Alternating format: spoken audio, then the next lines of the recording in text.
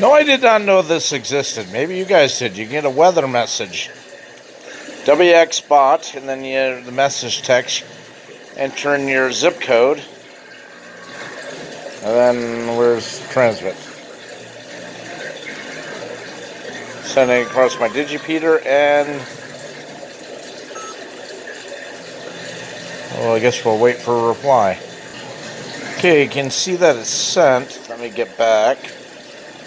I'm trying to do this, hold the camera, and sent it out to WeatherBot. I'm not sure if I did something wrong. There's more to it. WXBOT. We look at that.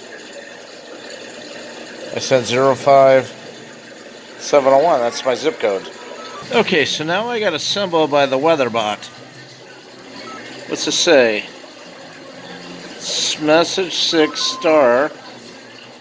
Maybe it takes a while for this to come in. Okay, that's number 3. Let me go up a little bit. Somebody else is sending message. WeatherBot, let's see what it says. If I can find the right button to push. Rutland, Vermont, tonight, chance of showers, 50%. Oh, come on. 50% low 44 degrees. Okay, that's awesome. Ain't that awesome? That is cool as all hell.